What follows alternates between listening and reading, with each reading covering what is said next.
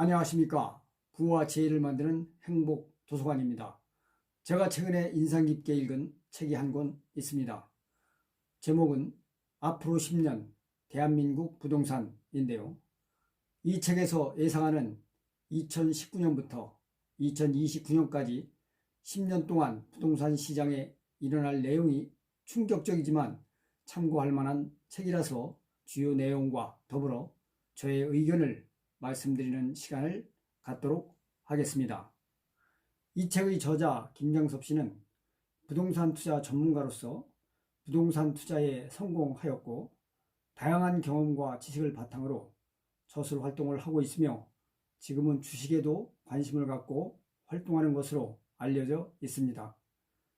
이 책에서는 앞으로 10년 대한민국의 부동산은 어떻게 될 것인가에 대하여 최악의 시나리오와 최상의 시나리오를 제시하고 있는데요. 지금의 상황이 큰 변수 없이 진행된다면 최악의 시나리오로 가는 것이고 최상의 시나리오는 특별한 변수가 생길 경우를 가정하고 있는데요. 특별한 변수란 남북 통일, 이민자 급증, 조선업 호황, 또 미중 무역전쟁에서 중국이 참패하여 우리나라가 반사이익을 보게 되는 경우를 들었습니다. 그러면 최악의 시나리오는 무엇인가? 요약하면 신도시와 지방부동산이 몰락하고 서울의 2호선 역세권 라인만 안전하다는 것입니다. 그 근거를 보면 첫째, 세계화로 인한 지방 일자리 감소와 청년 실업 증가를 들었습니다.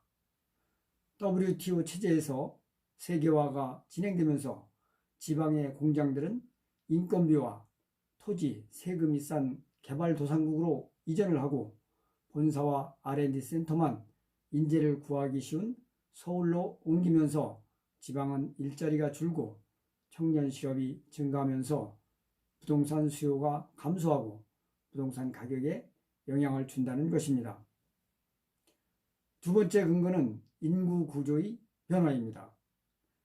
베이비붐 세대, 즉 55년생부터 64년생까지와 X세대, 65년생부터 73년생까지 인구가 우리나라에서 가장 많은 수를 차지하고 있고 그동안 부동산 수요를 가장 많이 불러일으킨 세대가 고령화되면서 부동산 공급이 수요를 초과하게 된다는 것입니다.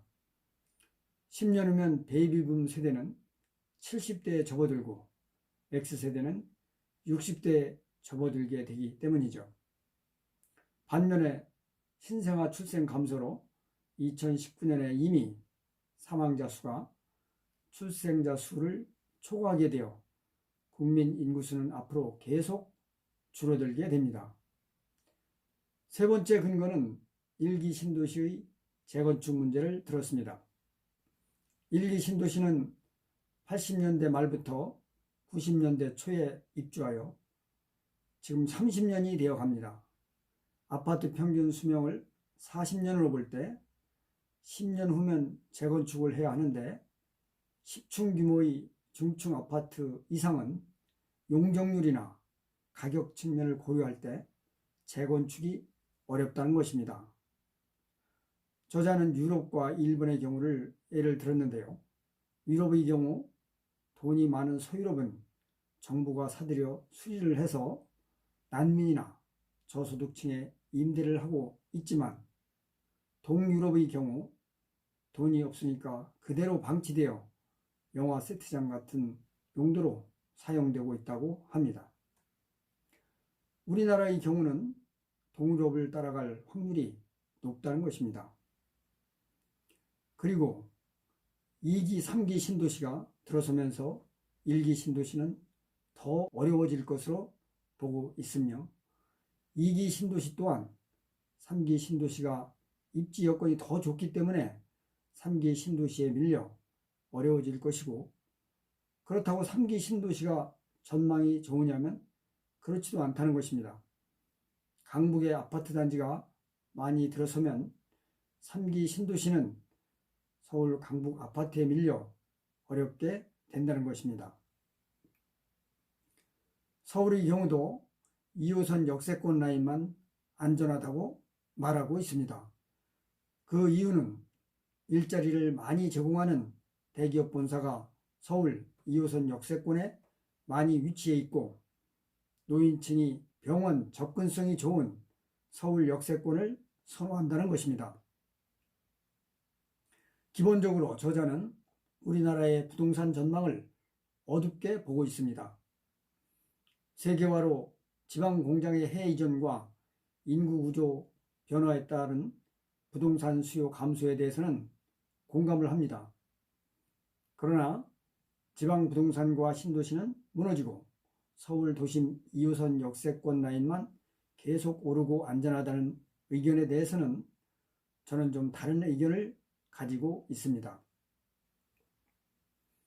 정부는 신도시와 경기도 수도권의 교통 문제를 해결하기 위해 GTX, 즉 수도권 광역 급행철도 3개 노선 계획을 발표하고 추진 중에 있으며 일부 노선은 이미 착공에 들어갔습니다.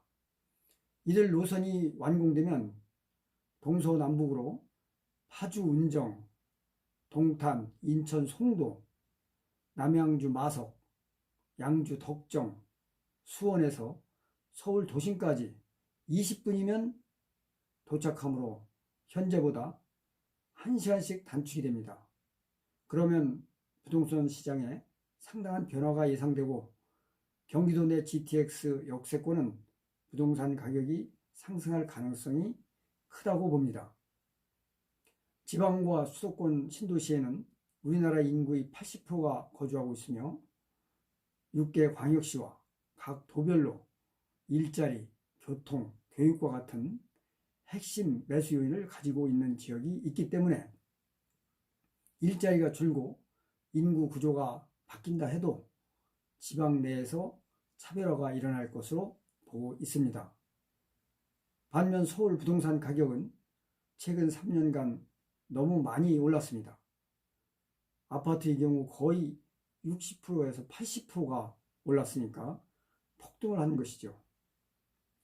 무책임한 한 정치인의 정치적 행보에 의해 가격이 부풀려졌다는 여론도 많이 있습니다. 현 상황에서 가격 상승을 기대하며 서울 지역 부동산에 투자하는 것은 신중해야 한다고 생각합니다. 앞으로 정부가 지방균형 발전 정책을 더 적극적으로 시행하고 세종시를 비롯한 주요 지방 도시 기능이 확산되면 서울 집중화 현상은 약화될 것이기 때문입니다. 이제 서울의 부동산 가격 수준은 젊은 직장인들이 평생 아무리 노력해도 서울에 집을 마련하기는 어려운 수준까지 상승하였습니다. 따라서 현재의 가격대에서 가격 상승을 기대하며 서울 도심 주택에 투자하는 투자자는 일부 계층으로 줄어들 수밖에 없을 것입니다. 투자와 거주를 분리하는 것도 좋은 방안이라고 생각합니다. 거주는 직장 근처 편리한 곳에 작은 비용으로 하시고 투자는 리스크가 작고 안전한 곳, 특히 상승 가능성이 높은 지역별 역세권에 투자를 하시되 지금은 최근 3년간 급상승을 한 직후이며 앞으로 경기 하락과 더불어 부동산 시장의 침체가 예상되므로 2, 3년간 추이를 보면서 긴 호흡을 가지고 투자하시면 좋을 것 같습니다. 여러분 모두의 행복한 삶을 응원합니다. 오늘은 여기까지입니다. 그럼 다음 시간에 또 뵙겠습니다.